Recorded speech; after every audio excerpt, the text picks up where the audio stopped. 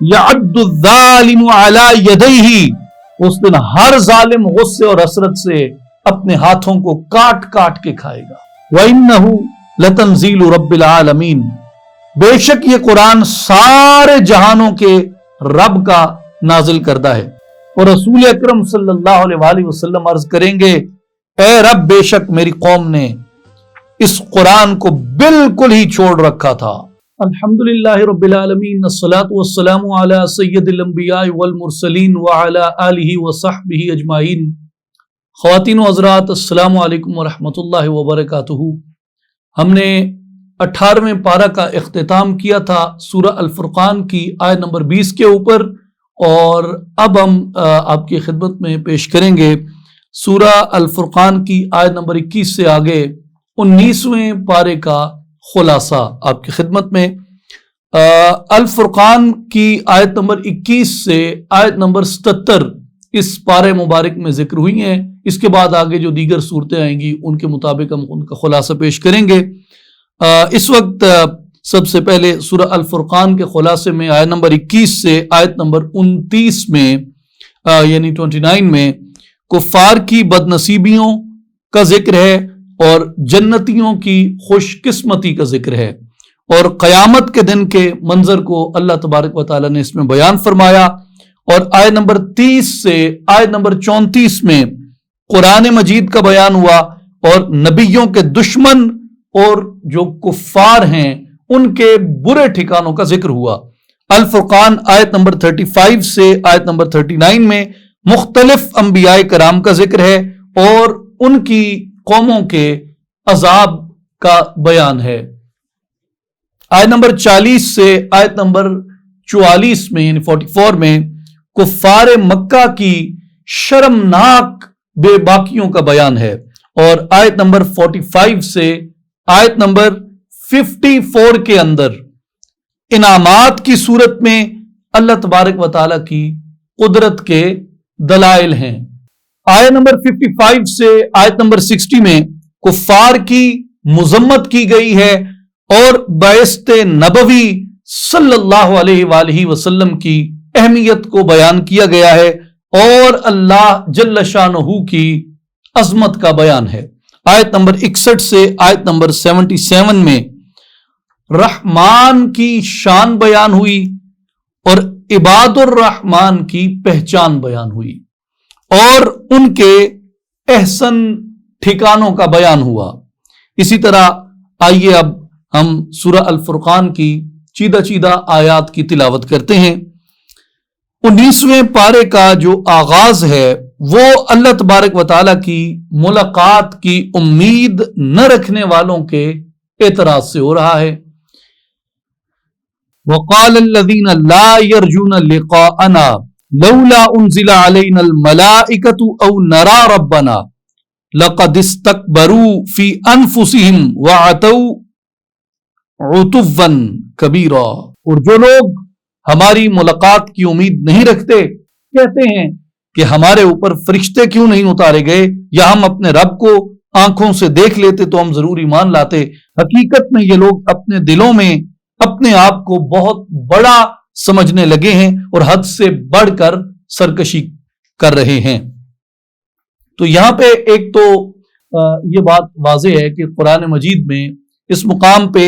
جو لا یرجون لقاءنا آیا ہے کہ ہماری ملاقات کی امید نہیں رکھتے، اس سے مراد مفسرین کرام نے قیامت کے دن بندوں کا اللہ کے روبرو جو پیش ہونا ہے اسے ملاقات قرار دیا، اور جتنے بھی چاہے کفار ہیں چاہے مسلمین ہیں، جب قیامت کا دن ہوگا تو سبھی اللہ کی عدالت میں اس کے حضور پیش ہوں گے۔ اس کو قرآن مجید میں متعدد مقامات کے اوپر اللہ تبارک و تعالیٰ نے اپنے لقاء یعنی اپنی ملاقات سے بیان کیا ہے۔ اب یہاں پہ مفسرین نے اس کی وضاحت میں جو فرمایا ہے کہ جو مشرکین، اللہ تبارک و تعالیٰ فرما رہے ہیں کہ جو مشرکین ہماری ملاقات سے خوف زدہ نہیں ہیں، یعنی وہ یہ سمجھتے ہیں کہ انہوں نے لوٹ کے اللہ کے دربار میں نہیں جانا اور ہمارے عذاب سے نہیں ڈرتے، انہوں نے یہ کہا کہ رسول اللہ صلی اللہ علیہ وآلہ وسلم سے کہ اللہ نے ہمارے اوپر فرشتے نازل کیوں نہیں کیے جو ہمیں آ کر یہ خبر دیتے کہ یہ قرآن کتاب حقیقت ہے اور یہ نبی جو ہم نے تم میں سے مبعوث کیا یہ نبی برحق ہے کہ ہمارے پاس اگر وہ فرشتے آتے ہمیں وہ خبر دیتے اس بات کی اگر آپ نبی تھے. تو اللہ تبارک و تعالی نے فرمایا کہ جن لوگوں نے اے حبیب یہ اعتراض کیا ہے اور انہوں نے کہا کہ اگر فرشتے آتے تو ہم مانتے، تو اللہ تبارک و تعالی نے بنیادی طور پہ ان کو فرمایا کہ انہوں نے اپنے آپ کو بہت بڑا سمجھ لیا ہے. یہ لوگ تکبر کر رہے ہیں اور اپنے قول میں وہ تکبر کی حد سے بھی بڑھ گئے ہیں کہ وہ یہ کہہ رہے ہیں کہ ہم نبی کی بات نہیں مانتے، ہمیں فرشتے آ کر بتاتے. ان کا تکبر اور ان کی سرکشی یہ تھی کہ انہوں نے فرشتوں کو دنیا میں دیکھنے کا مطالبہ کیا اور انہوں نے کہا کہ اگر ہمیں خدا نظر آئے تو ہم اس خدا کے اوپر یقین رکھیں گے. یہ ان کی سرکشی تھی اور قرآن مجید نے اس چیز کو ان کی سرکشی اور ان کے تکبر سے تعبیر فرمایا ہے. اور انہوں نے رسول اللہ صلی اللہ علیہ وآلہ وسلم کی ذات گرامی کے مبعوث ہونے کو کافی نہیں سمجھا اور حضور علیہ الصلوۃ والسلام کو جو معجزات عطا ہوئے اور بالخصوص قرآن کریم کا جو معجزہ عطا ہوا جس کی نظیر جن و بشر لانے سے قاصر ہیں، جس کی مثل جن و بشر لانے سے عاجز آ گئے ہیں، انہوں نے اس معجزے کا بھی انکار کیا. تو پھر فرشتے بھی اگر اتر آتے تو جنہوں نے انکار کرنا ہے، جو قرآن دیکھ کر منکر ہو گئے، جو رسول اکرم صلی اللہ علیہ وسلم کی ذات گرامی کو اپنے درمیان دیکھ کے منکر ہو گئے، اگر فرشتے بھی ان کے اوپر نازل ہو جاتے وہ فرشتوں کا بھی انکار کر دیتے. اس لیے کہ وہ لوگ جو ہیں وہ فرشتوں اور شیاطین کے درمیان تمیز نہ کر سکتے.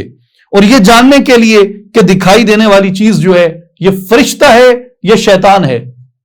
یعنی اس درمیان ایک فرق کرنے کے لیے پھر ایک معجزے کی ضرورت ہوتی اور اس کو ثابت کرنے کے لیے پھر ایک اور معجزے کی ضرورت ہوتی، اور معجزات کے ثبوت کو انہوں نے اس لیے ناکافی سمجھا. اور دوسری بات یہ کہ جو انسان ہے بحیثیت انسان بحیثیت انسان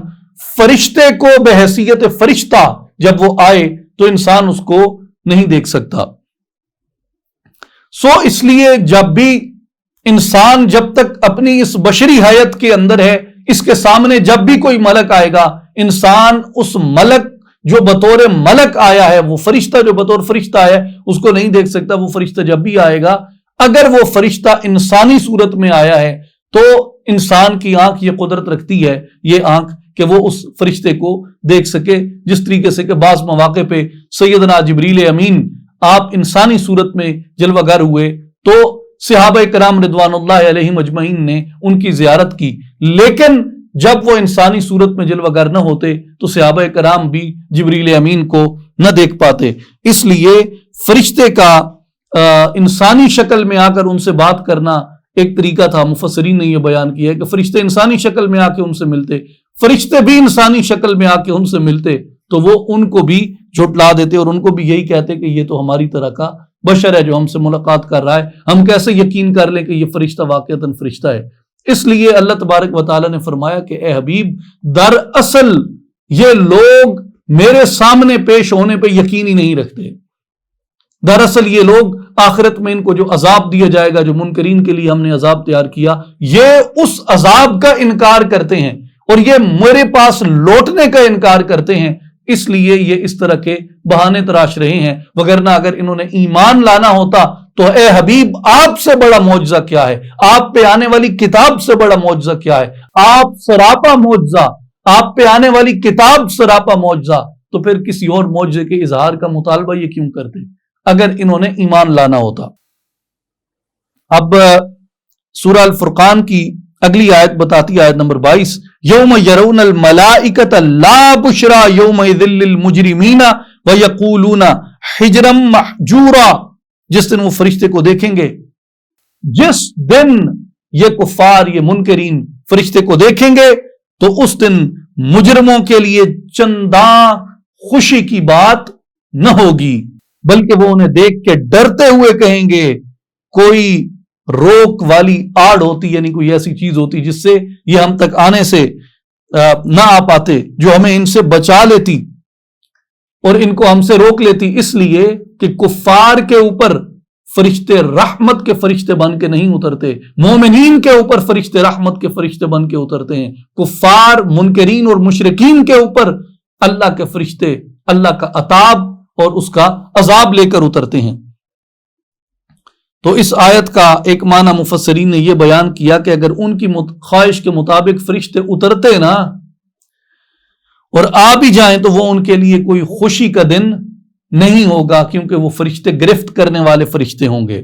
اور وہ فرشتے ان کے لیے خوشخبری لے کر نہیں آئیں گے، بلکہ ان کو یہ بتانے آئیں گے بچوں مہلت ختم ہو گئی توبہ کی، اور تمہارے لیے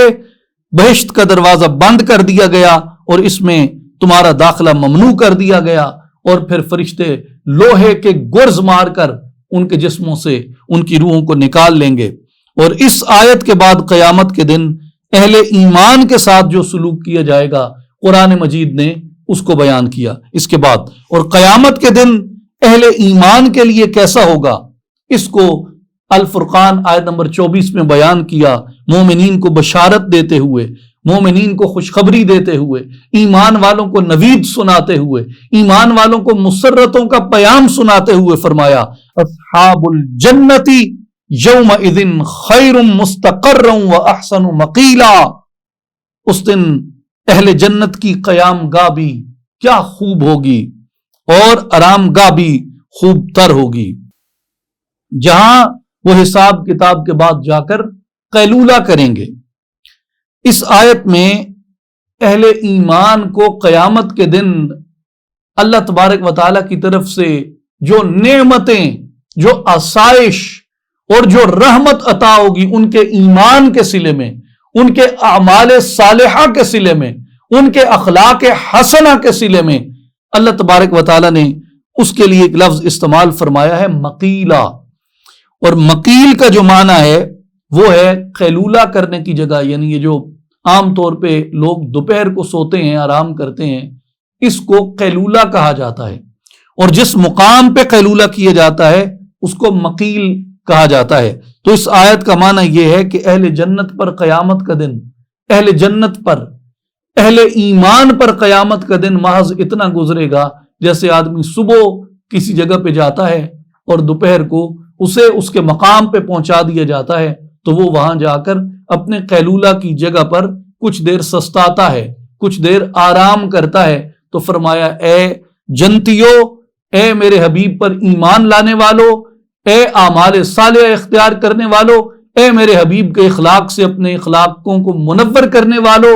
اے میرے حبیب کی مدد اور نصرت کرنے والو، اے میرے دین کی مدد اور نصرت کرنے والو، اے میری کتاب سے اور میرے حبیب کے دامان رحمت اور دامان سنت و حکمت اور شریعت سے وابستہ ہو جانے والو، جاؤ تمہیں بہشت کی نوید ہے، تمہارے لیے ہم نے قیلولہ کی جگہ تیار فرما دی۔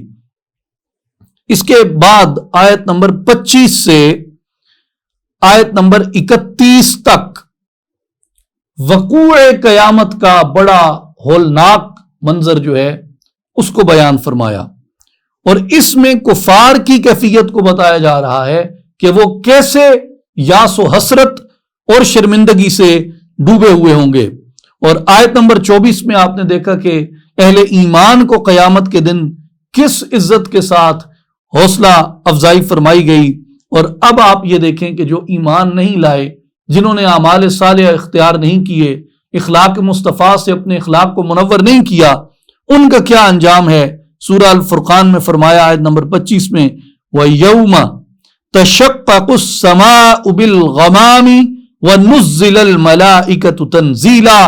اس دن آسمان پھٹ کر بادل کے دھوئیں میں بدل جائے گا اور فرشتے گروہ در گروہ اتارے جائیں گے۔ الملک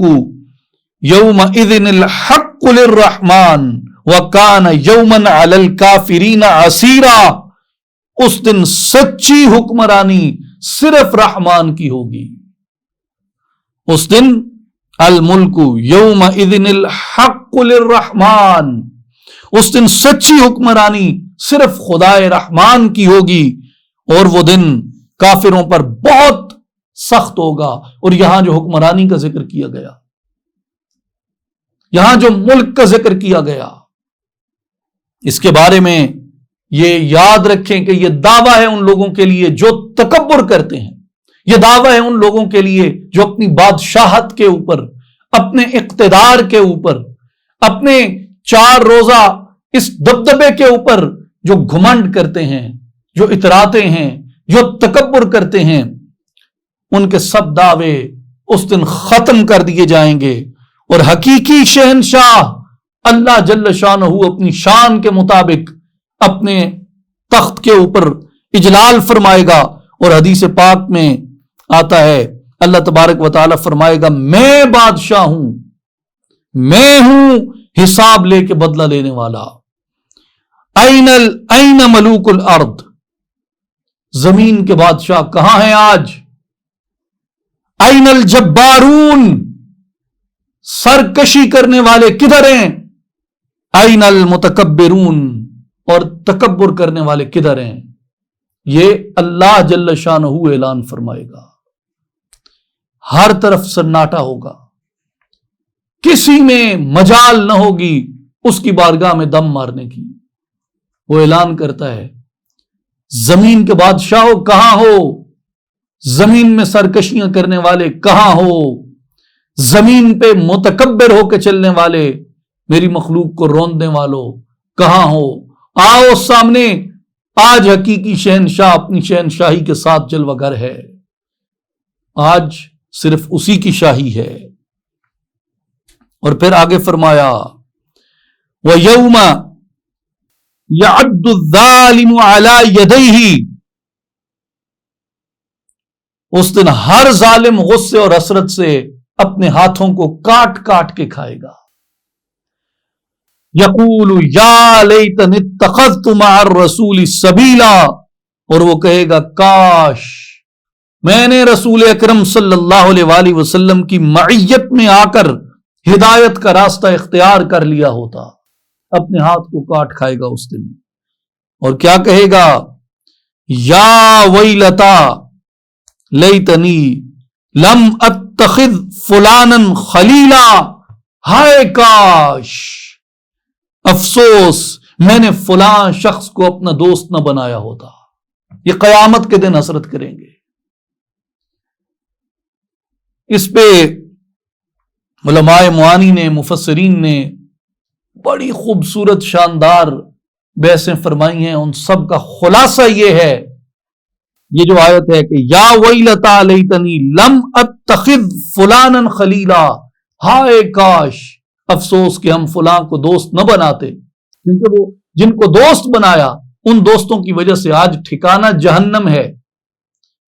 تو اس دن کہیں گے کاش ہم نے دوست نہ بنایا ہوتا۔ تو مفسرین کرام نے فرمایا ہے کہ اس لیے معلوم ہوتا ہے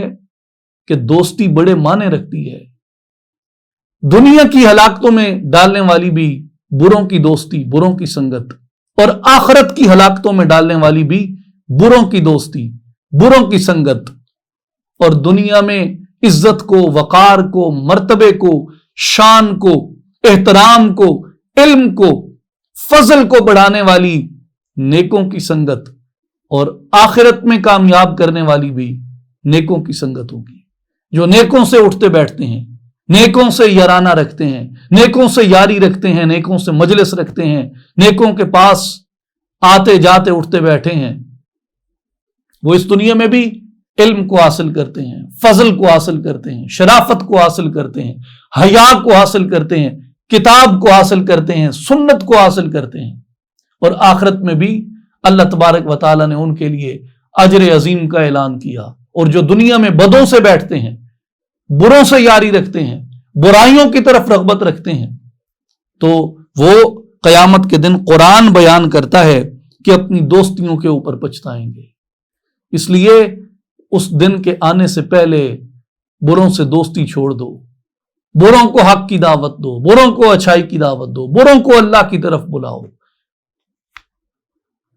کس پہ کب توبہ کا دروازہ کھلے آپ میں سے اور ہم میں سے کوئی نہیں جانتا، لیکن اگر برے برائی نہ چھوڑیں تو ان کی سنگت کو ترک کر دو، ان کی مجلس کو ترک کر دو، اور نیکوں کی سنگت میں آ جاؤ۔ پھر آگے فرمایا کہ وہ کیا کہیں گے لقد اضلنی عن الذکر بعد اذ جاءنی وکان الشیطان للانسان خذولا، بے شک اس نے میرے پاس نصیحت آ جانے کے بعد مجھے اس سے بہکا دیا، اور شیطان انسان کو مصیبت کے وقت بے یار اور مددگار چھوڑ دینے والا ہے، یعنی نہ یار بنتا ہے نہ مددگار بنتا ہے۔ اس دن وہ شیاطین جنہوں نے اس کو تباہ کیا ہوگا، جنہوں نے اس کے اخلاق کو، اس کے کردار کو، اس کی سیرت کو، اس کے اعمال کو، اس کے افکار و نظریات اور عقائد کو تباہ کیا ہوگا، اس دن تو وہ اس کے ساتھی اور مددگار نہیں بنیں گے۔ اس دن وہ کہے گا کہ ہائے، میرے پاس نصیحت آ جانے کے بعد بھی مجھے ان شیاطین نے بہکا دیا۔ وقال الرسول یا ربی ان قوم اتخذوا هذا القرآن مہجورا، اور رسول اکرم صلی اللہ علیہ وآلہ وسلم عرض کریں گے اے رب، بے شک میری قوم نے اس قرآن کو بالکل ہی چھوڑ رکھا تھا۔ اب اس آیت کا اطلاق مفسرین نے دو جگہوں پہ کیا کہ قرآن کنہوں نے چھوڑا۔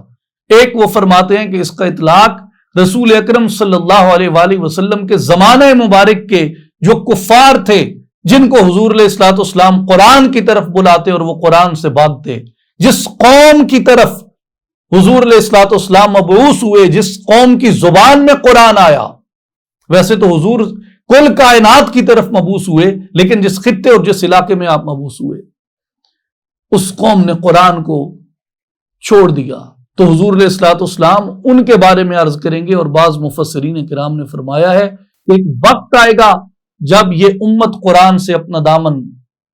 چھڑا لے گی، قرآن کو چھوڑ دے گی، قرآن کو ترک کر دے گی، اور قصوں کہانیوں کے پیچھے بھاگیں گے،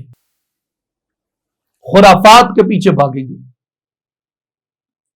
حضور علیہ الصلوۃ والسلام ان کے بارے میں عرض کریں گے یا اللہ، اس قوم نے قرآن کو ترک کر دیا تھا۔ اس لیے مفسرین کرام فرماتے ہیں کہ اگر حضور علیہ الصلوۃ والسلام کو راضی کرنا چاہتے ہو، قیامت کے دن فلاح اور نجات پانا چاہتے ہو، اور اپنے پیدا کرنے والے مولا کو راضی کرنا چاہتے ہو، تو قرآن سے وابستہ ہو جاؤ، قرآن کے دامن کو تھام لو۔ اس سے اگلی آیت میں حضور علیہ الصلوۃ والسلام کی دلجوئی فرمائی اللہ تبارک و تعالی نے، وَكَذَلِكَ جَعَلْنَا لِكُلِّ نَبِيٍّ عَدُوًّا مِّنَ الْمُجْرِمِينَ وَكَفَىٰ بِرَبِّكَ هَادِيًا وَنَصِيرًا، اور اسی طرح ہم نے ہر نبی کے لیے جرائم شعار لوگ جو تھے وہ دشمن بنائے ان کے، اور آپ کا رب ہدایت کرنے اور مدد فرمانے کے لیے کافی ہے۔ اے حبیب صلی اللہ علیہ وسلم، یہ لوگ جو آپ کی دشمنی کر رہے ہیں، یہ صرف آپ کی دشمنی نہیں کر رہے، جعلنا لکل نبی عدوا من المجرمین، تمام انبیاء کے لیے ہم نے مجرم قسم کے لوگوں میں سے ان کے دشمن پیدا کیے۔ فرعون ایک کرمنل مینٹیلٹی تھی، یعنی آپ بار بار دیکھیں قرآن مجید کہتا ہے کہ ان کی عورتوں کو زندہ رکھتے اور ان کے مردوں کو قتل کرتے، تو یہ کرمنل مینٹیلٹی ہے۔ آپ نمرود کو دیکھیں اور دیگر انبیاء کے جتنے واقعات بیان ہوئے ہیں، جتنے لوگ جھٹلانے والے تھے وہ سب کے سب کرمنل مینٹیلٹی کے لوگ تھے، مجرمانہ ذہنیت کے لوگ تھے۔ تو اس لیے فرمایا کہ ہم نے مجرم تباہ لوگ جو تھے وہ انبیاء کے دشمن بنائے، کیوں کہ وہ ان کے پیغمبرانہ مقاصد کی، ان کے پیغمبرانہ مشن کی مخالفت کرتے، اور اس طرح حق اور باطل قوتوں کے درمیان جو ہے وہ تضاد پیدا ہوتا، اور ایک ایسا ماحول پیدا ہوتا جس میں حق پہ چلنے والوں اور تلاش حق کرنے والوں کے لیے جو راستہ تھا وہ حق اور باطل وہ صاف ہو جاتا، واضح ہو جاتا کہ حق کدھر ہے اور باطل کدھر ہے۔ اس لیے فرمایا کہ حبیب صلی اللہ علیہ وسلم، یہ لوگ جو مجرم ذہنیت کے لوگ آپ کی مخالفت کر رہے ہیں، یہ ناکام ہوں گے، اور آپ کی مدد کرنے کے لیے، لوگوں کو ہدایت دینے کے لیے اللہ کافی ہے۔ یہ حضور علیہ الصلوۃ والسلام کی دلجوئی کے لیے فرمایا۔ پھر آگے چل کے آیت نمبر 44 میں ایک بیان آتا ہے، ام تحسب ان اکثرهم یسمعون او یعقلون، کیا آپ یہ خیال کرتے ہیں کہ ان میں سے، یعنی جھٹلانے والوں میں سے، کفار میں سے، حضور علیہ الصلوۃ والسلام کی نبوت کو، حضور کی ختم نبوت کو جھٹلانے والے، اللہ کی توحید کو جھٹلانے والے یہ جتنے لوگ ہیں، ان کے لیے کہا کہ کیا آپ یہ خیال کرتے ہیں ان میں اکثر لوگ سنتے یا سمجھتے ہیں؟ فرمایا نہیں، انہم الا کالانعام بل ہم اضل سبیلا، یہ لوگ تو چوپایوں کی مانند ہو چکے ہیں بلکہ ان سے بھی بدتر گمراہ ہیں۔ چوپایوں کی، جانوروں کی مانند ہے۔ کون لوگ؟ جو حضور علیہ الصلوۃ والسلام کی نبوت کو، آپ کی ختم نبوت کو جھٹلاتے ہیں۔ اس آیت کی تفسیر میں مفسرین نے کئی اقوال لکھے ہیں، جن میں سے ایک قول ہے کہ جو چوپایا ہے وہ اپنے مالک کو پہچانتا ہے۔ جو چوپایا ہے یعنی جو پالتو چوپایا ہوتا ہے وہ اپنے مالک کو پہچانتا ہے، وہ حلال چوپایا ہو یا وہ حرام چوپایا ہو۔ مثال کے طور پہ بیل ہے، گائے ہے، بکری ہے، یہ اپنے مالک کو پہچانتے ہیں۔ گھوڑا ہے، یہ اپنے مالک کو پہچانتے ہیں۔ پرندوں میں سے پرندے ہیں جو اپنے مالک کو پہچانتے ہیں۔ اسی طرح حرام جانوروں میں سے بعض ایسے جانور ہیں چھپائے ہیں جو اپنے مالک کو پہچانتے ہیں، جیسے کتا، بلی وغیرہ عام طور پہ جن کو فیملی پیٹس کہتے ہیں۔ یہ جانتے ہیں، پہچانتے ہیں اپنے مالک کو، اپنے مالک کی اطاعت کرتے ہیں، وہ جیسے کہیں ویسا کرتے ہیں، اس کے اشاروں پہ چلتے ہیں۔ لیکن فرمایا کہ کفار ان سے اس لیے بدتر ہیں کہ پیدا کرنے والا وہ، رزق دینے والا وہ، نعمتیں دینے والا وہ، عقل کی صلاحیت دینے والا وہ، اور نجات کا پیغام عطا کرنے والا وہ، حق کی طرف بلانے والا، رسولوں کو مبعوث کرنے والا وہ، اور ان کے لیے جنتوں کو، بہشتوں کی نعمتوں کو، اگلی دنیا کے اندر ان کو تیار کرنے والا بھی وہ، اور یہ اسی عطا کرنے والے، پیدا کرنے والے، رزق دینے والے، نعمتیں بخشنے والے کا انکار کرتے ہیں اور اس کی اطاعت نہیں کرتے۔ اس لیے فرمایا کہ اے حبیب، انہم الا کالانعام بل ہم اضل سبیلا، یہ تو چوپایوں کی مانند ہو چکے ہیں، ان سے بھی بڑھ کر یہ گمراہ ہیں۔ چوپایا بھی اپنے مالک کی بات مان لیتا ہے، یہ اپنے مالک کی بات نہیں مانتے۔ اور اس میں بڑی خوبصورت بات امام ابو القاسم القشیری رحمۃ اللہ علیہ، عام طور پہ امام قشیری کے نام سے معروف ہیں، اور آپ کی جو رسالہ ہے، آپ کا ایک ضخیم کتاب ہے الرسالہ، جو تصوف کی بہت شاندار عظیم کتاب ہے، حضرت امام قشیری رحمۃ اللہ علیہ کی، امام ابو القاسم الحوازن القشیری رحمۃ اللہ علیہ، آپ کی تفسیر ہے قرآن مجید کی لطائف الاشارات، اس میں آپ نے یہ بیان فرمایا ہے کہ اللہ تعالیٰ نے فرشتوں کو پیدا کیا اور فرشتوں کی جبلت میں عقل رکھ دی، اور چوپایوں کو پیدا کیا تو چوپایوں کی جبلت میں صرف حیوانیت یعنی شہوت رکھی،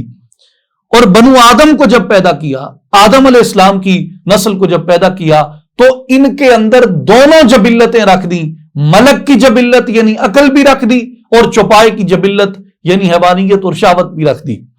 پس جس نے، امام ابو القاسم القشیری رحمۃ اللہ علیہ فرماتے ہیں، یہ امام غزالی رحمۃ اللہ علیہ سے بھی پہلے گزرے، اور امام غزالی ان کے بڑے مداح تھے۔ امام قشیری رحمۃ اللہ علیہ آپ آگے فرماتے ہیں کہ گویا جس نے خواہشات کے پیچھے لگ کے، اپنی شہوات کے پیچھے لگ کے، اپنی شہوات اور خواہشات کو عقل پر مقدم کیا اور عقل پر ترجیح دی، وہ چوپایوں کی مانند ہو گیا۔ اور جس نے اپنی خواہشات کو کنٹرول کیا، خواہشات کے بے قابو گھوڑے کو لگام ڈالی جس نے اپنی عقل کو ترجیح دی، اور اس کے راستے اس کے وسیلے سے، عقل کے ذریعے سے اس نے ہدایت کا راستہ تلاش کیا، فرماتے ہیں اس نے اپنے اندر ملک کی صفات پیدا کر لی، فرشتوں کی صفات کے قریب ہو گیا۔ اور یہی وجہ ہے کہ ایسے انسان کو فرشتوں سے بھی افضل کہا گیا ہے، جیسے حکیم الامت علامہ اقبال رحمۃ اللہ علیہ فرماتے ہیں کہ فرشتوں سے بہتر ہے انسان ہونا، مگر اس میں لگتی ہے محنت زیادہ۔ اور ایک مقام پہ فرماتے ہیں اللہ تعالیٰ کو مخاطب کر کے کہ ز نوری سجدہ می خواہی، ز خاکی بے شزاں خواہی، مقام بندگی دیگر، مقام عاشقی دیگر۔ پھر آگے اللہ تبارک و تعالیٰ نے الفرقان کی آیت نمبر 63 میں اہل اللہ کی صفات بیان کی، 63 میں اور 64 میں، 63 اور 64 دونوں میں اللہ والوں کی صفات بیان کی ہیں۔ اور ان میں ایک حصہ جو ہے، جو آیت نمبر 63 میں آیا ہے اس میں اللہ والوں کے دن کی کیفیت بیان کی، اور جو آیت نمبر 64 ہے اس میں اللہ والوں کی رات کی کیفیت بیان کی۔ اللہ والوں کے دن کا احوال بتاتے ہوئے کہا کہ وَعِبَادُ الرَّحْمَنِ الَّذِينَ يَمْشُونَ عَلَى الْأَرْضِ هَوْنًا وَإِذَا خَاطَبَهُمُ الْجَاهِلُونَ قَالُوا سَلَامًا، اور خدائے رحمان کے مقبول بندے وہ ہیں جو زمین پر آہستگی سے چلتے ہیں، عاجزی سے چلتے ہیں، اور جب ان سے جاہل لوگ، اکھڑ لوگ ناپسندیدہ بات کرتے ہیں تو وہ سلام کہتے ہوئے ان سے الگ ہو جاتے ہیں، میاں خوش رہو ہم دعا کر چلے۔ وہ جاہلوں سے الجھتے نہیں ہیں، اکھڑ لوگوں سے الجھتے نہیں ہیں۔ اور آیت نمبر 64 میں فرمایا وَالَّذِينَ يَبِيتُونَ لِرَبِّهِمْ سُجَّدًا وَقِيَامًا، اور رات کا ان کا منظر یہ ہے کہ یہ وہ لوگ ہیں جو اپنے رب کے لیے سجدہ ریزی اور قیام نیاز کے اندر راتیں بسر کرتے ہیں۔ اللہ کے حضور سجدے میں پڑے رہنا اور اللہ کے حضور قیام میں کھڑے رہنا، یہ ان لوگوں کی حالت اور کیفیت ہے، ان کے رات کی اور ان کے دن کی۔ اللہ والوں کی نشانیاں اللہ نے بیان کی۔ اب آگے آیت نمبر 67 میں ایک ارشاد مبارک ہے وَالَّذِينَ إِذَا أَنفَقُوا لَمْ يُسْرِفُوا وَلَمْ يَقْتُرُوا وَكَانَ بَيْنَ ذَلِكَ قَوَامًا، یہ وہ لوگ ہیں کہ جب خرچ کرتے ہیں تو بے جا نہیں اڑاتے اور نہ تنگی کرتے ہیں، اور ان کا خرچ کرنا زیادتی اور کمی کی ان دو حدوں کے درمیان یعنی اعتدال کے اوپر مبنی ہوتا ہے، کہ جب یہ خرچ کرتے ہیں تو بے جا اڑاتے نہیں ہیں، اسراف نہیں کرتے، اور نہ ہی تنگی کرتے ہیں،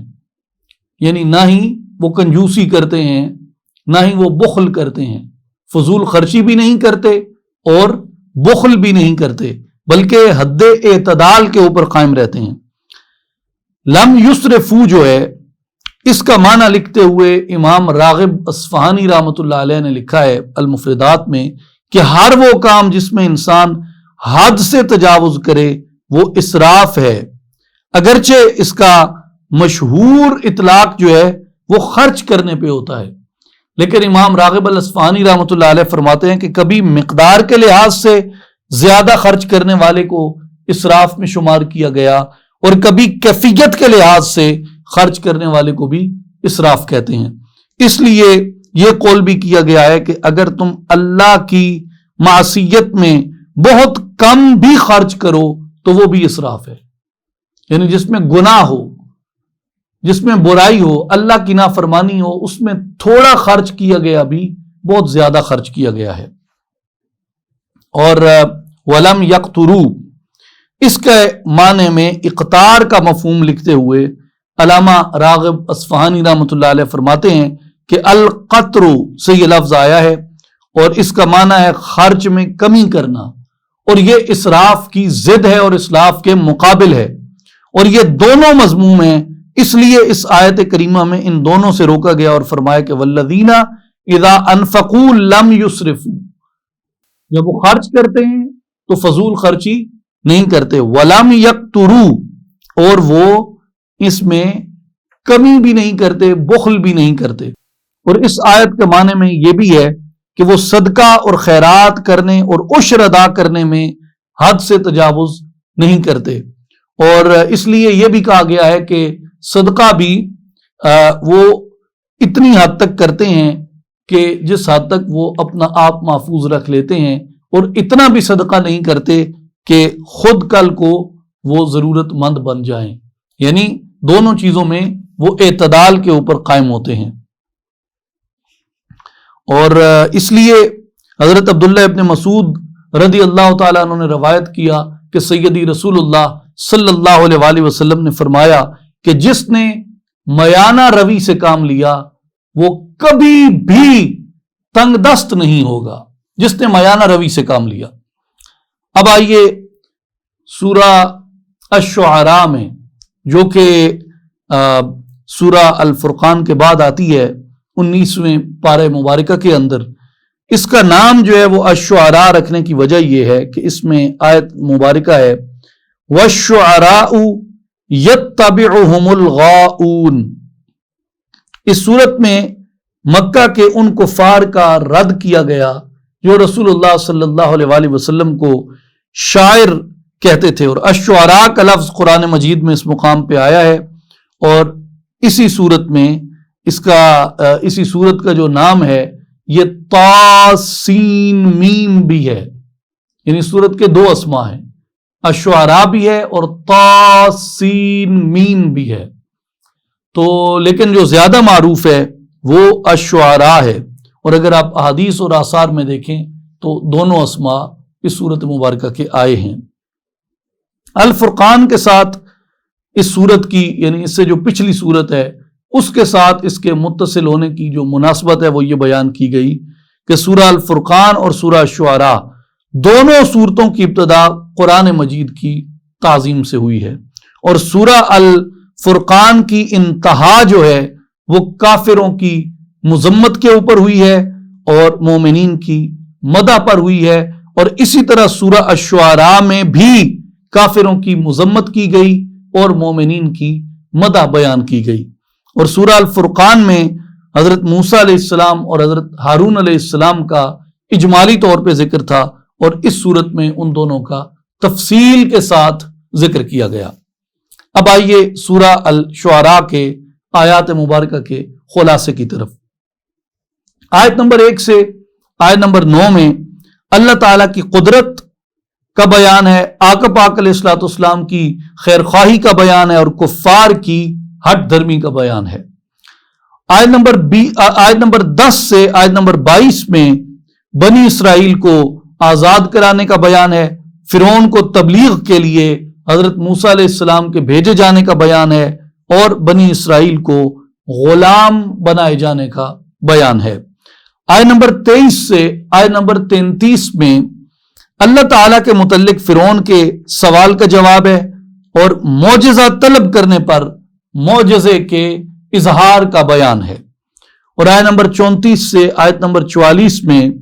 جادوگروں کو مقابلے کے لیے اکٹھا کرنے کا بیان ہے، اور جادوگروں کا حضرت موسیٰ علیہ السلام سے مقابلہ کرنے کا بیان ہے۔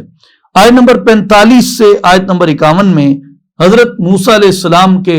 غالب آ جانے کا بیان ہے، اور جادوگروں کے مسلمان ہو جانے کا بیان ہے، فرعون کا ان کو دھمکیاں دینے کا بیان ہے۔ آیت نمبر 52 سے آیت نمبر 68 میں حضرت موسیٰ علیہ السلام کے ساتھ بنی اسرائیل کی ہجرت کرنے کا بیان ہے، اور فرعون کا تعاقب کرنا اور غرق ہو جانے کا بیان ہے، اور بنی اسرائیل کے نجات پا جانے کا بیان ہے۔ آیت نمبر 69 سے آیت نمبر 104 میں حضرت ابراہیم علیہ السلام کے تبلیغی کارنامے بیان ہوئے، آپ کی دعوت توحید کا بیان ہوا، کفار کی رسوائی اور ان کی حسرتوں کا بیان ہوا۔ آیت نمبر 105 سے آیت نمبر 122 میں حضرت نوح علیہ السلام کی تبلیغ اور ان کی قوم کی طرف سے حضرت نوح علیہ السلام کی گئی تکذیب، مومنین کی نجات اور منکرین کے غرق ہونے کا بیان ہے، اور یہ بیان ہے کہ اللہ ہر حال میں غالب ہے۔ آیت نمبر 123 سے آیت نمبر 140 میں حضرت ہود علیہ السلام کا اپنی قوم کو تبلیغ کرنا اور قوم کا ان کی تکذیب کرنا، اور اس کے بعد قوم کی ہلاکت کا بیان ہے۔ آیت نمبر 160 سے آیت نمبر 175 میں سورہ شعراء کے اندر حضرت لوط علیہ السلام کا اپنی قوم کو تبلیغ کرنا اور جواب میں قوم کا ان کی تکذیب کرنا اور بدکاری کو جاری رکھنا، اور حضرت لوط علیہ السلام کی نجات کے لیے جو دعا ہے اور قوم لوط کے اوپر عذاب کو بیان کیا گیا ان کی اس بدکاری کی بدولت۔ اور اس کے بعد آیت نمبر 176 سے آیت نمبر 191 میں حضرت شعیب علیہ السلام کی تبلیغ ہے، اور تبلیغ کے صلے میں قوم کی طرف سے ان کی تکذیب ہے اور قوم شعیب علیہ السلام پر عذاب کا بیان ہے۔ پھر آیت نمبر 192 سے آیت نمبر 213 میں قرآن مجید کے نزول کی شان بیان کی گئی، اور علماء بنی اسرائیل کا قرآن پاک کو جاننے کا بیان ہے کہ جو بنی اسرائیل ہیں وہ قرآن کو جانتے ہیں، اور کفار کا عیش و عشرت سے مانے اور منع نہ ہونے کا بیان ہے، اور اللہ تعالیٰ کا شریک ٹھہرانے کی صورت میں ان کی عذاب کی وعید نازل ہوئی۔ آیت نمبر 214 سے آیت نمبر 227 میں آقا کریم علیہ الصلوۃ والسلام کا اپنے قریبی رشتہ داروں کو ڈرانے کا بیان ہے، مومنوں کے ساتھ نرمی اختیار کرنے کا اور نافرمانوں سے بری و ذمہ ہونے کا بیان ہے، اور گمراہ لوگوں کا شعراء کی پیروی کرنے کا بیان ہے، اور ظالموں کا انجام بیان کیا گیا آیت نمبر 214 سے آیت نمبر 227 میں۔ اب آئیے اس کی کچھ محتویات میں دیکھتے ہیں۔ آیت نمبر 3 میں آقا علیہ الصلوۃ والسلام کا امت کے ایمان، یعنی جن لوگوں کی طرف آپ مبعوث ہوئے ان کا ایمان نہ لانا، اور اس میں آقا پاک علیہ الصلوۃ والسلام کس حد تک پریشان تھے۔ ارشاد ہوتا ہے لعلک باخع نفسک الا یکونوا مؤمنین، اے حبیب مکرم صلی اللہ علیہ وسلم شاید آپ اپنی جان ہی دے بیٹھیں گے کہ وہ ایمان نہیں لاتے۔ تو حضور نبی کریم علیہ الصلوۃ والسلام آپ شب و روز محنت فرما رہے ہیں، دعوت حق دے رہے ہیں، اللہ کی طرف بلا رہے ہیں، فریضہ رسالت آپ انجام دے رہے ہیں، اور آپ خود تو وجہ تخلیق کائنات ہیں، اور نعمتوں میں سب سے اعلیٰ نعمتیں آپ کو عطا کی گئیں اس دنیا میں بھی اور آخرت میں بھی۔ تو آقا پاک علیہ الصلوۃ والسلام اپنے مقام کے لیے یا اپنے مرتبے کے لیے یا آپ اپنی بخشش اور نجات کے لیے تو یہ نہیں کر رہے تھے، بلکہ آپ ان لوگوں سے انس فرماتے، پیار فرماتے کہ یہ جن بتوں کے پیچھے تمہیں گمراہ لوگوں نے لگایا ہے، جس تکذیب اور تکفیر کے پیچھے اور جس شرک کے پیچھے تمہیں گمراہ لوگوں نے لگایا ہے، اس سے تمہیں کچھ نہیں ملے گا۔ اے میری قوم اللہ کی طرف آ جاؤ، کہو لا الہ الا اللہ، لا الہ الا اللہ، لا الہ الا اللہ محمد الرسول اللہ۔ تو آپ فرماتے کہ یہ کلمہ تمہاری نجات کی ضمانت ہے، لیکن قوم تھی کہ وہ گمراہی پہ تلی ہوئی تھی۔ تو اس بہیمانہ رویے کے اوپر جو کفار کی طرف سے اپنایا گیا، آقا پاک علیہ الصلوۃ والسلام آپ کو رنج تھا اور آپ اس لیے بے قرار ہو جاتے۔ اس لیے اس آیت مبارکہ میں حضور علیہ الصلوۃ والسلام کی اس بے قراری کو بیان کیا گیا کہ لوگ اللہ کی طرف جب نہ آتے تو آقا پاک علیہ الصلوۃ والسلام غم زدہ ہو جاتے، آپ پریشان ہو جاتے کہ دیکھو میں انہیں ان کی نجات، ان کی بھلائی کی دعوت دیتا ہوں، اور یہ میرے پیچھے کبھی یہ اپنے پتھر اٹھائے ہوئے چھوٹے چھوٹے بچے لگا دیتے ہیں، مجھے لہو لہان کرتے ہیں، کبھی کعبہ کے سامنے میرے اوپر لا کے اجڑی ڈال دیتے ہیں، کبھی یہ میرے ساتھ خاندانی بائیکاٹ کر دیتے ہیں، کبھی یہ میرے صحابہ کو شہید کرتے ہیں، یہ ان کی دکانیں جلا دیتے ہیں، ان کے اسباب لوٹ لیتے ہیں، ان کے اوپر طرح طرح کی اذیتیں جو ہیں وہ یہ طاری کرتے ہیں۔ تو اللہ تبارک و تعالیٰ نے حضور علیہ الصلوۃ والسلام کی اس طبع مبارک پر جو یہ چیزیں گراں گزرتی تھیں، اس کے لیے حضور علیہ الصلوۃ والسلام کو شفقت اور محبت سے یہ ارشاد فرمایا کہ ان کے ایمان لانے سے آپ اس قدر غم زدہ نہ ہوں، بے شک آپ اپنا جو فریضہ رسالت ہے وہ بطریق احسن ادا فرما رہے ہیں، اگر وہ ایمان نہیں لاتے تو یہ ان کا اپنا مقدر ہے۔ پھر حضرت ابراہیم علیہ السلام آپ کی دعا ہے سورہ شعراء میں، بہت خوبصورت دعا ہے، ہم سب کو یاد کرنی چاہیے، اور وقتاً فوقتاً اپنے جد اعلیٰ سیدنا ابراہیم علیہ السلام کی یاد میں یہ دعا کرتے رہنا چاہیے کہ ربی حبلی حکمہ وَأَلْحِقْنِي بِالصَّالِحِينَ، اے میرے رب مجھے علم و عمل میں کمال عطا فرما، مجھے علم و عمل میں کمال عطا فرما، اور مجھے اپنے قرب خاص کے سزاواروں میں شامل فرما لے، اپنے صالحین کے ساتھ مجھے ملحق فرما۔ ملا علی قاری رحمت اللہ علیہ آپ اپنی تفسیر میں بیان فرماتے ہیں کہ ربی حبلی حکمن، اس کا معنی یہ ہے کہ کمالاً فی العلم والعمل والصدق استعد به خلافت الحق व रियासत अल खल्क, यानी मुझे इल्म, अमल और सिद्क में कमाल अता कर दे ताकि मैं उसके साथ हक की खिलाफत और मखलूक की निगहबानी के लिए तैयार हो जाऊं। वह अल-हिक़नी बिस्सालिहीन की शरह में मुल्ला अली कारी रहमतुल्लाह अलैह फरमाते हैं, अल कामिलीना फी मकाम सलाही व हालतिल फलाही अल काइमीन बिहुकूकिल्लाह व हुकूकी इबादिही वफ़्क़ु रदाहु, यानी जो इस्लाह और फलाह में कामिलीन हैं उनके साथ मुझे मुल्हिक फरमा और उनके साथ लाहिक कर ऐसे कामिलीन जो अल्लाह और बंदों के हुकूक अल्लाह की रजा के मुताबिक अदा करने वाले हैं। फिर एक आयत मुबारका है जिसमें यह बयान हुआ कि यौम ला यनफ़उ मालुन वला बनून, कि कयामत के दिन, उस दिन न कोई माल नफा देगा ना ही बेटे नफा देंगे। इसमें ये मैं वजाहत कर दूं, बाज़ मुफस्सिरीन ने भी इसकी वजाहत में ये लिखा है कि मुसलमानों के अलावा उस दिन किसी काफिर को उसका माल नफा नहीं देगा और ना ही उसकी औलाद नफा देगी। और माल अगरचे वो अच्छाई के रास्तों में खर्च करता रहा, अगरचे वो अच्छाई के रास्तों में खर्च करता रहा, तो भी उसे वो माल कोई नफा नहीं देगा और उसकी औलाद उसको नफा देगी नहीं देगी, खा वो कितनी परहेजगार हुई और कितनी साले और कितनी इबादत गुजार ही क्यों ना हुई। क्यों कि उसने ईमान नहीं लाया, उसने ईमान नहीं लाया, उसने अल्लाह तबारक व तआला की तौहीद में शिरक किया और नबी आखिरुज़्ज़मा सल्लल्लाहु अलैहि वसल्लम की रिसालत को और पैगाम हक को उसने झुटलाया। इसकी पादाश में उसका माल, चाहे उसने जितना ही हक की राह में खर्च किया हो, उसे कोई नफा नहीं देगा।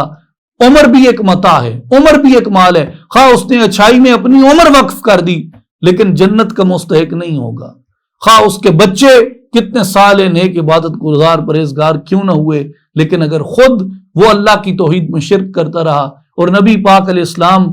को झुटलाता रहा, आपके पैगाम को झुटलाता रहा, तो वो कभी भी जन्नत का मुस्तहिक नहीं होगा। लेकिन जहां तक ताल्लुक मोमिनीन का है, मोमिनीन के बारे में अल्लाह ताला ने नवीद अता फरमाई सूरह अल बकरा में, वमा तुनफिकू मिन खैरी युवफ़्फ़ा इलैकुम व अंतुम ला तुज़लमून, और तुम जो भी माल खर्च करते हो, तुम जो भी माल खर्च करते हो, ये खर्च करोगे, तुम्हें उसका पूरा पूरा अजर अता किया जाएगा और तुम पर कोई जुल्म नहीं किया जाएगा।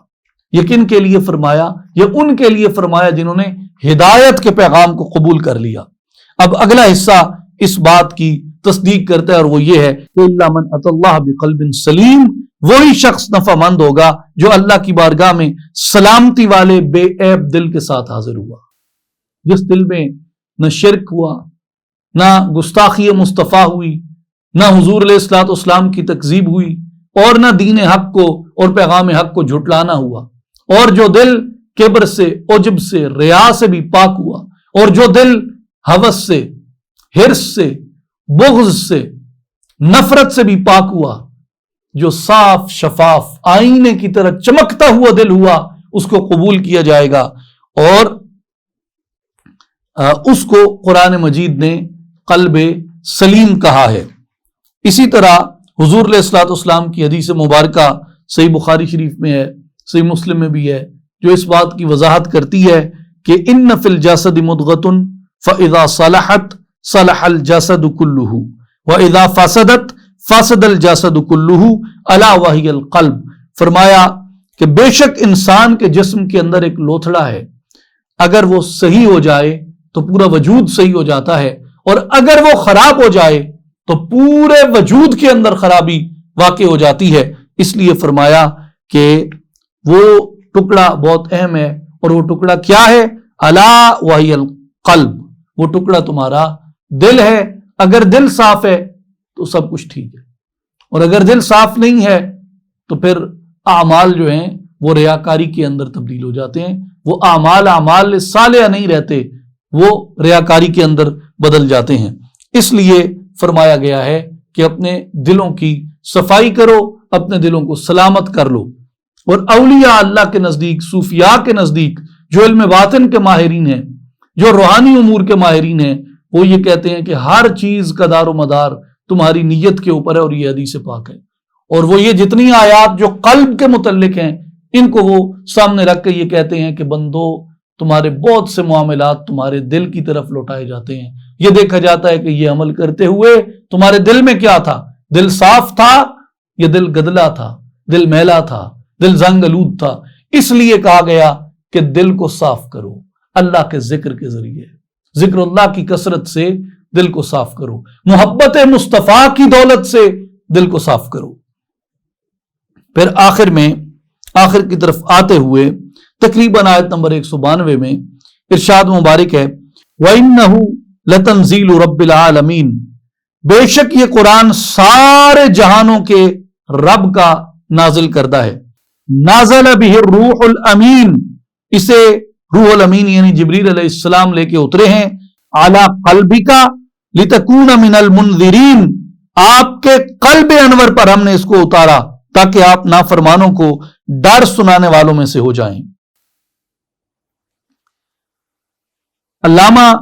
ابن کثیر رحمۃ اللہ علیہ نے علی قلبی کا کہ یہ آپ کے دل کے اوپر نازل کیا گیا، اس کی تفسیر میں یہ فرمایا کہ حبیب مکرم صلی اللہ علیہ وسلم اس معزز امین جلیل القدر اور فرشتوں کے سردار فرشتے نے آپ کے قلب منیر کے اوپر یہ قرآن مجید اتارا ہے، جو ہر قسم کی آلودگی اور کمی اور بیشی سے پاک ہے۔ تو قرآن مجید کو پاک جگہ پہ رکھا جاتا ہے، اور یہ قرآن جب زمین پہ اتارا گیا تو آقا پاک علیہ الصلوۃ والسلام کے قلب اقدس پہ اتارا گیا۔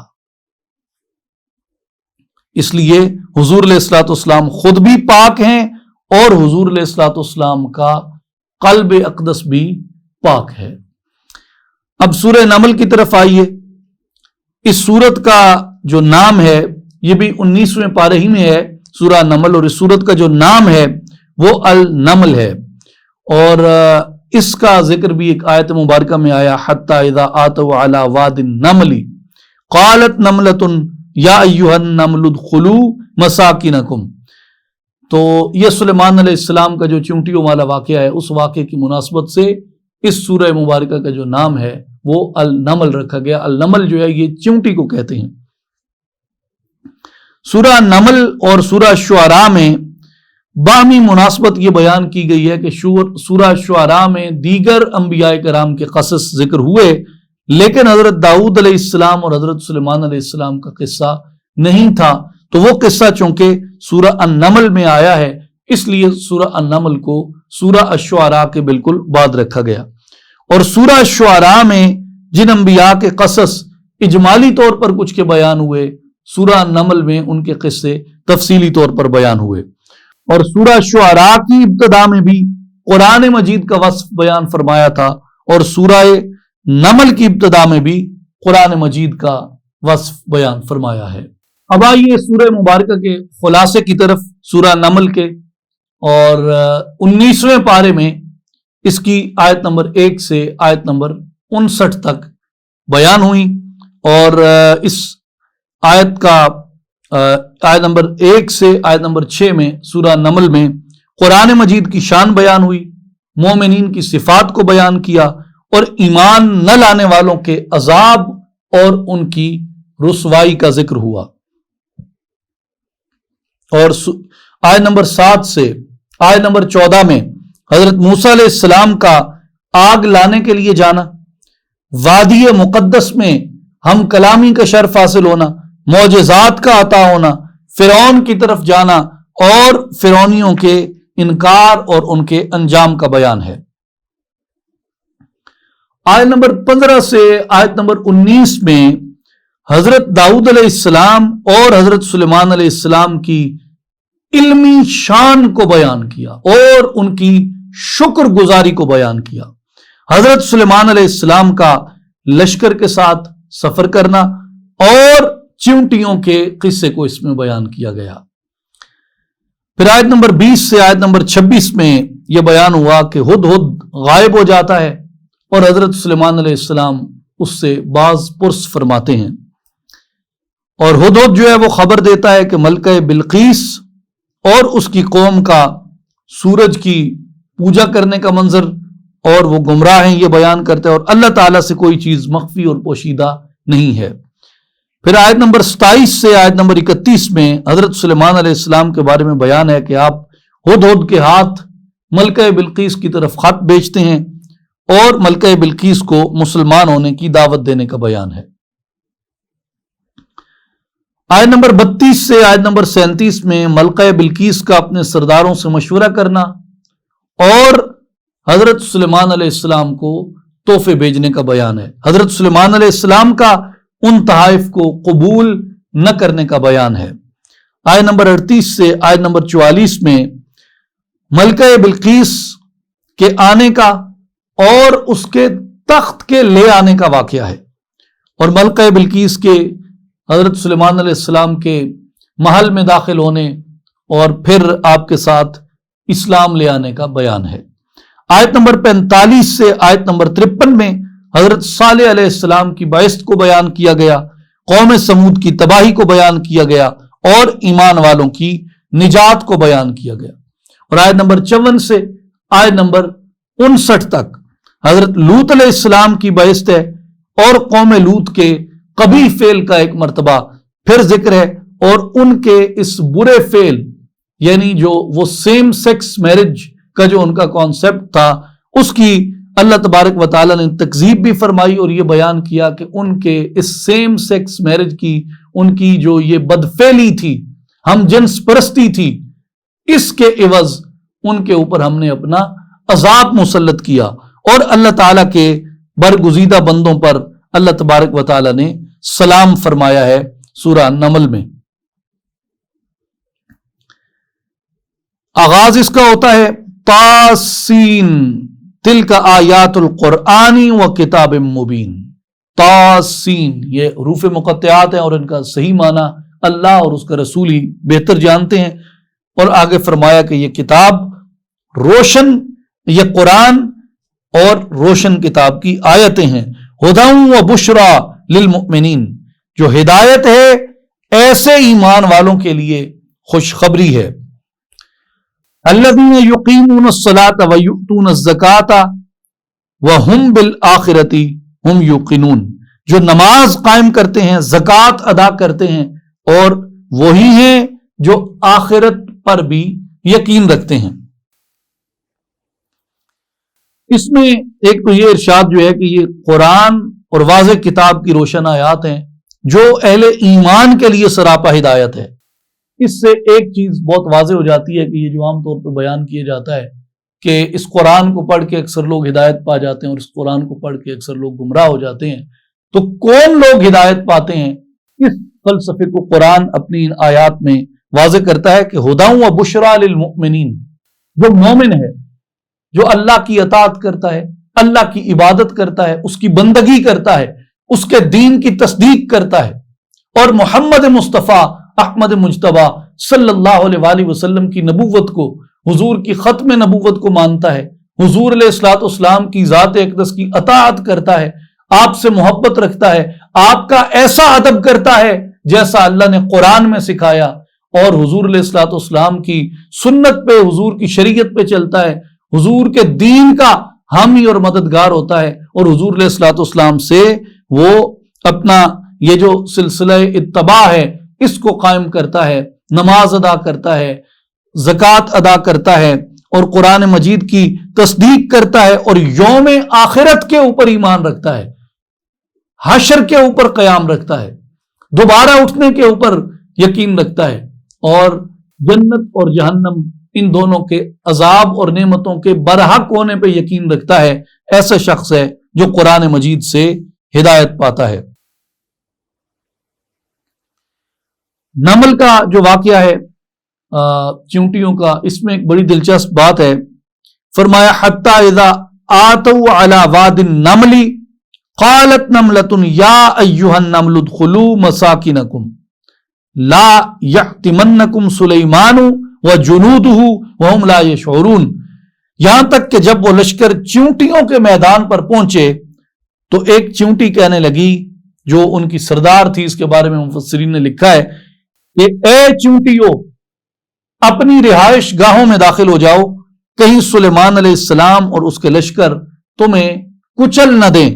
اور اس حال میں کہ انہیں خبر بھی نہ ہو کہ تم ان کے پاؤں کے نیچے کچلی جا رہی ہو۔ اور آگے بیان ہوتا ہے فَتَبَسَّمَ ضَاحِكًا مِّن قَوْلِهَا، حضرت سلیمان علیہ السلام چونٹی کی بات سے ہنسی کے ساتھ مسکرائے اور عرض کیا ہے پروردگار مجھے اپنی توفیق سے اس بات کے اوپر قائم رکھ کہ میں تیری اس نعمت کا شکر بجا لاتا رہوں۔ کون سی نعمت؟ جو تو نے مجھ پر کی اور میرے والد پر انعام فرمائی، اور میں ایسے نیک عمل کرتا رہوں جن سے تو راضی ہوتا ہے، اور مجھے اپنی رحمت سے اپنے قرب خاص والے نیکوکار بندوں میں داخل فرما لے۔ یہ دعائے سلیمان علیہ السلام ہے۔ آئیے سب مل کے سلیمان علیہ السلام کی دعا پہ اور قرآن کے کلمات پہ آمین کہیں۔ ربی اوزعنی ان اشکر نعمتک التی انعمت علی وعلی والدی وان اعمل صالحا ترضاہ وادخلنی برحمتک فی عبادک الصالحین، آمین یا رب العالمین۔ اس پہ صاحب روح البیان نے سیدنا امام اعظم امام ابو حنیفہ رحمۃ اللہ علیہ کا واقعہ لکھا ہے کہ ایک عالم وارد ہوئے بغداد میں، غالباً حضرت قتادہ تھے، تو ان سے لوگوں نے سوال کرنے شروع کیے اور ان سے درس لینا شروع کیا۔ تو امام اعظم ابو حنیفہ رحمۃ اللہ علیہ آپ ابھی کم سن لڑکے تھے، تو آپ بھی قتادہ کے پاس چلے گئے سیکھنے کے لیے، حضرت قتادہ رضی اللہ عنہ کے پاس، اور عرض کرنے لگے کہ جس چونٹی نے حضرت سلیمان علیہ السلام سے کلام کیا تھا وہ مذکر تھی یا مؤنث تھی؟ تو آپ کے سوال پہ حضرت قتادہ رضی اللہ تعالیٰ عنہ خاموش ہو گئے اور حضرت امام اعظم کی طرف دیکھنے لگے، یعنی مراد یہ تھی کہ آپ بتائیں۔ تو امام اعظم ابو حنیفہ رحمۃ اللہ علیہ نے عرض کی کہ میرے خیال میں وہ چونٹی مؤنث تھی۔ تو حضرت قتادہ نے پوچھا کہ آپ کو کیسے معلوم ہوا کہ یہ مؤنث تھی اور مذکر نہ تھی؟ تو آپ نے عرض کی کہ اللہ تعالیٰ نے فرمایا ہے قالت نملۃ، اگر وہ مذکر ہوتی تو اللہ تبارک و تعالیٰ فرماتا قال نملۃ، یعنی قالت یہ انگریزی ایکسپریشن میں جس کو شی کہتے ہیں کہ شی سیڈ، اس کو کہتے ہیں قالت۔ اور جب مذکر کے لیے میل کے لیے استعمال ہوتا ہے تو وہ استعمال ہوتا ہے قالا، تو یعنی ہی سیڈ، اس مرد نے کہا، اور شی سیڈ اس عورت نے کہا قالت۔ تو امام اعظم رحمۃ اللہ علیہ اپنی کم سنی کے اندر بھی اللہ تبارک و تعالیٰ کی طرف سے علم کے اتنے اعلیٰ درجے کے اوپر فائز تھے، اور یہ علم کا اعلیٰ درجہ ہی ہے جو قوموں کو بھی عروج عطا کرتا ہے اور افراد کو بھی عروج عطا کرتا ہے۔ گفتگو تھوڑی طویل ہو گئی، خلاصہ ذرا طویل ہو گیا، لیکن آخر میں ایک علم ہی کے بارے میں ایک بات ہے جو ہمیں ذہن میں رکھنی چاہیے۔ حضرت سلیمان علیہ السلام کے بارے میں سورہ نمل کی آیت نمبر 40 میں ہے، اللہ تعالیٰ نے ارشاد فرمایا قال الذی عنده علم من الکتاب انا آتیک بہ قبل ان یرتد الیک طرفک فلما رآہ مستقرا عنده قال هذا من فضل ربی لیبلونی اشکر ام اکفر۔ پھر ایک ایسے شخص نے عرض کیا جس کے پاس کتاب کا علم تھا کہ میں اسے آپ کے پاس لا سکتا ہوں قبل اس کے کہ آپ کی نگاہ آپ کی طرف پلٹے، یعنی آپ پلک ہی نہ جھپکنے پائے تھے کہ جو تخت تھا وہ حضرت سلیمان علیہ السلام کے پاس آ پڑا۔ جو ملکہ بلقیس کا بھاری بھرکم تخت سینکڑوں میلوں کی مسافت پہ تھا وہ آپ کی بارگاہ میں حاضر ہو گیا، آنکھ جھپکنے کی دیر میں۔ قرآن بیان کرتا ہے قبل ان یرتد الیک طرفک، پلک جھپکنے سے پہلے، آنکھ جھپکنے سے پہلے وہ تخت جو تھا وہ آصف بن برخیہ نے وہاں پہ حاضر کر دیا۔ تو جب آپ نے دیکھا تو آپ نے فرمایا ھذا من فضل ربی، یہ میرے رب کے فضل سے ہے، لیبلونی، کہ وہ مجھے آزمائے، اشکر ام اکفر، میں اس کا شکر گزار بندہ بنتا ہوں یا میں اس کی نعمتوں کا کفران کرنے والا بندہ بنتا ہوں۔ مفسرین کرام نے اس پہ فرمایا ہے وَوَصَّفَ اللَّهُ آصف بِأَنَّهُ كَانَ عَالِمًا بِالْكِتَابِ، اللہ تعالیٰ نے آصف بن برقیہ کی تعریف کی یہاں پہ اس لیے کہ وہ کتاب کا عالم تھا، وہ کتاب کا علم رکھتا تھا۔ وَالْإِشَارَةُ فِيهِ أَنَّهُ كَانَ عَالِمًا بِعُلُومِ الظَّاهِرِ وَعَالِمًا بِعُلُومِ الْبَاطِنِ، اس سے یہ معلوم ہو گیا کہ وہ صرف علوم ظاہر کا عالم نہ تھا، وہ علوم باطن کا بھی عالم تھا۔ وہ علوم ظاہر کا ہی عالم نہ تھا، وہ علوم باطن کا بھی عالم تھا۔ اور اس سے یہ بھی مراد ہوا کہ اللہ تبارک و تعالیٰ نے پہلی امتوں کو بھی علم باطن عطا کیا تھا، یعنی یہ ایسی دولت تھی کہ امتیوں سے کرامات کا، خرق عادت کا ورود ہو جاتا، تو ہر وہ اعلیٰ وصف جو اللہ تعالیٰ نے سابقہ امتوں کو عطا کیا، وہ تمام اعلیٰ وصف اللہ تبارک و تعالیٰ نے آخری امت کو عطا فرمائے۔ اس لیے مفسرین نے اس آیہ مبارکہ سے اس بات پہ استدلال کیا ہے کہ اگر حضرت محمد مصطفیٰ احمد مجتبیٰ صلی اللہ علیہ وآلہ وسلم سے پہلے امتوں کو ایسی کرامات عطا ہوئیں، نبیوں کے علاوہ امتیوں کو عطا ہوئیں، تو امت مصطفیٰ صلی اللہ علیہ وآلہ وسلم بطریق اولا اپنے اندر ایسے نفوس قدسیہ رکھتی ہے جن کو اللہ تبارک و تعالی خرق عادت اور کرامت عطا فرماتا ہے، جیسا کہ اولیاء کاملین کے بارے میں معروف ہیں، بالخصوص سیدی غوث العظم شیخ عبد القادر جیلانی رضی اللہ تعالیٰ عنہ کی، سلطان العارفین حضرت سلطان باہو رحمۃ اللہ علیہ کی، اور دیگر اولیاء کاملین کی جو کرامات معروف ہیں۔ ان آیات مبارکہ سے مفسرین نے ان کرامات کے اوپر استدلال کیا ہے کہ انبیاء کے علاوہ امتیوں کو بھی اللہ تعالیٰ ایسے خواص عطا کر دیتا ہے کہ وہ کتاب کے علم سے ایسی قدرت پا لیتے ہیں کہ سینکڑوں میلوں کی مسافت پہ بند کمروں میں، پہروں کے اندر، محل کے اندر شاہی فوج کے پہروں میں ایک بھاری بھرکم 40 گز لمبا، 40 گز چوڑا، 40 گز اونچا بہت قوی اور عظیم تخت پڑا ہے، وہ پلک جھپکنے میں ان پہروں، دیواروں، چھتوں سے اٹھا کے اتنی مسافت طے کرا کے پہنچا دیتے ہیں۔ تو یہ اللہ کی عطا ہے اپنے محبوب بندوں کے اوپر، جس کو چاہے یہ قدرت بخش دے۔ گرینڈ سمری آیات 343 اس میں بیان ہوئی، 3 سورتیں آئیں اس میں، الفرقان آیت نمبر 21 سے آیت نمبر 77 تک، الشعراء آیت نمبر 1 سے آیت نمبر 227 تک، اور سورہ النمل آیت نمبر 1 سے آیت نمبر 59 تک۔ آسمانی کتب میں تورات کا ذکر ہوا، قرآن مجید کا ذکر ہوا، اور جرنلی کتاب کا ذکر ہوا۔ انبیاء کرام میں حضرت موسیٰ علیہ السلام، حضرت ہارون علیہ السلام، حضرت نوح علیہ السلام، حضرت لوط علیہ السلام، حضرت شعیب علیہ السلام، حضرت ابراہیم علیہ السلام، حضرت داؤد علیہ السلام، حضرت سلیمان علیہ السلام، حضرت صالح علیہ السلام، حضرت ہود علیہ السلام، اور خاتم الانبیاء، سید الانبیاء، امام الانبیاء محمد مصطفیٰ احمد مجتبیٰ صلی اللہ علیہ وآلہ وسلم کا ذکر مبارک ہوا۔ قوم نوح، قوم عاد، قوم سمود، قوم شعیب، بنی اسرائیل اور قوم لوط کا ذکر ہوا۔ معجزات میں عصائے موسیٰ کا اژدہا بن جانا اور ید بیضاء عصائے موسیٰ سے خشک راستے بن جانا۔ عذاب میں قوم نوح کے غرق ہونے کا ذکر ہوا، قوم لوط پہ بدعمالی کی وجہ سے اور ہم جنس پرستی کی وجہ سے اور سیم سیکس میرج کی وجہ سے ان کے اوپر پتھروں کی بارش ہوئی، قوم فرعون کو غرق کیا گیا، قوم ہود پر ہوا کا عذاب آیا، اور قوم شعیب پر بادل کا عذاب آیا۔ واقعات بکثرت اس میں آئے، حضرت موسیٰ اور حضرت ہارون علیہ السلام کا فرعون کے پاس جانا، حضرت ابراہیم علیہ السلام کا اپنے چچا اور اپنی قوم کو دعوت توحید دینا، اور دیگر انبیاء جن کا ذکر آیا ان کے واقعات آئے، اور حضرت موسیٰ علیہ السلام کا مدین سے